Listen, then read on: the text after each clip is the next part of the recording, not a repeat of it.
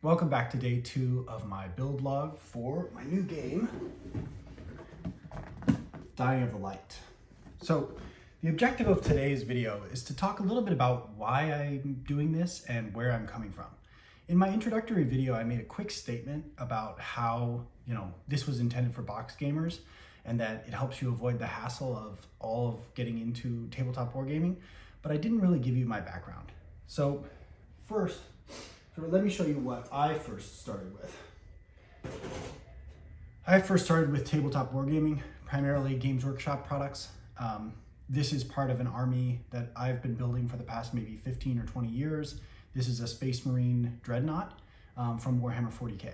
So I love this game. I've been playing this game since I was 12 years old, and I think it's amazing and it's so much fun. I want to share it with everyone.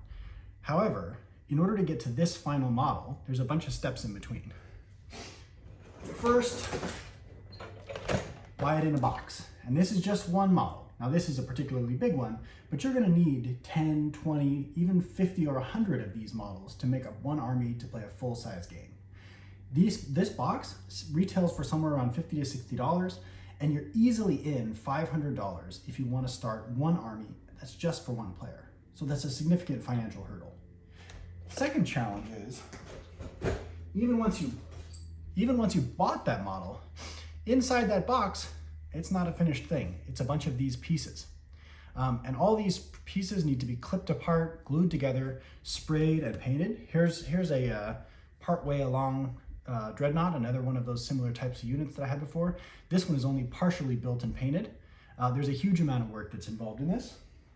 Not only are you gonna need to buy models, you also need to buy paintbrushes, paint, and other modeling supplies in order to make this happen. So there's a huge amount of investment. You're probably looking at, like I said, at least $500 per person and maybe 20 hours at the very minimum of build and paint and so on time in order to get started. And that's just a huge hassle. Worth it if you're into the hobby, but not something that I can, ask a typical gamer to do just to see if they're enjoying it. On the other hand, boxed games like this, what we might call board games, have become hugely popular in recent years. And a game like this provides an incredible out-of-the-box experience with beautiful pieces and a lot of good value inside. Models that are built, right out of the box, beautiful cards, and other internal pieces. All for, I looked this one up and this is going for about $115 on Amazon these days. So for just over $100, you're able to get into a beautiful box game experience. And this even becomes a collection aspect. For instance, I have a handful, but my brother curates his collection. He probably has 50 odd, maybe 30 to 50 box games that he rotates and keeps attempting to find better and better sets that he and his friends can play. So that brings me to sort of the objective of Dying of the Light, where I'd like to create a box game experience that can bring the value of Warhammer 40K and other tabletop gaming experiences like I've had for many years, all into a box game world. Now the initial challenge with that is that most of that tabletop gaming world is owned by the company that builds Warhammer 40K called Games Workshop. Games Workshop is a great company, they make tremendous products, but they have a bit of a market monopoly and tend to charge quite a bit for their products. One thing that I discovered and have recently started playing with my friends is something called one-page rules, and this is specifically the science fiction one-page rules game called Grimdark Future. The beautiful thing about one-page rules is it's model agnostic and the rules are provided for free. The company behind it makes money by selling digital files to 3D print models, and they really want their game and ecosystem to thrive. They also have a partnership program that allows other companies and other providers to bring their own models and their own products into that ecosystem. And I really want to take advantage of that.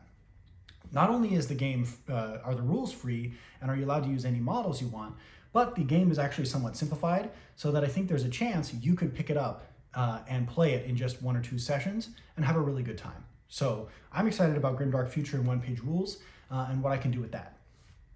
To pair with that, I've been using, tools that I've been buying in my garage to build various different things. This is actually a board game, part of a board game set that I was building based on some files I got. This tape on here is just to keep these pieces attached. Let me take this piece of tape off and you'll see a bit more what I've been doing. But I'm able to laser cut board game pieces and create all of these inside my own garage. So what I wanted to do is to see if I could combine my love for tabletop wargaming and my growing skills in my workshop to produce a board game, or a box game rather, set that I can provide to tabletop game or to board gamers to get them into tabletop gaming. The first big output of that was this box. So this is a piece of art done by my friend Theo, and then some graphic design that I did, combined with printing and box production techniques that I learned online. So this is the plan for what the box set is going to look like. Along with that, I'm going to provide army lists.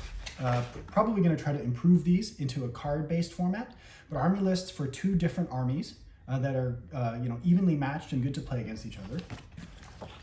A set of Grimdark future rules and probably links to additional rules and resources, such as the wonderful app, web app that's been made by the One Page Rules team that you can use to build armies and all that stuff. 2 full armies made out of 2-dimensional laser cut and printed pieces that are totally legal and acceptable for play in One Page Rules. Currently, this art comes from a company that sells, I believe it actually might be One Page Rules themselves, but they sell it through a third party. This is just for the test purposes. I'm intending to get my own art done if I can source that. But basically, the models are going to be 2-dimensional, done on laser cut and printed, sort of 2.5D 3D base and a 2D printed piece, so that you don't have to do any modeling or painting in order to get started. And then various other pieces inside the box, such as these terrain pieces that I've built. These are both laser cut and snapped together without any glue or other requirements. So that I'll include a bunch of this in the box so that you can easily set up a tabletop to play and have enough terrain and other things. And then also I'll include in the box measuring tapes and dice, which are sort of the key tools required in order to play One Page Rules. If you're familiar with 40K or other tabletop wargaming, you might think of other tools you might need. Whatever is needed for the One Page Rules set, I'll include in the box set. So no need to worry about that. That'll all come built in. And really, my hope is to basically create all of this into one box set that I can first, create a handful of them to share around with my friends and family to help them get involved. But then I'd like to move towards a world where I could produce this maybe on a Kickstarter basis or some other, find another production method that could get this released. I'd also like to end up working with One Page Rules and their team in order to get certified with their product as compatible, so that I could be a part of that community and help them enable more and more gamers to join the tabletop wargaming movement. So that's just a quick little backstory of where I came from, what I'm trying to do, and what the sort of core components of my Dying of the Light box set are intended to have. I'll catch up with you next time. Thanks.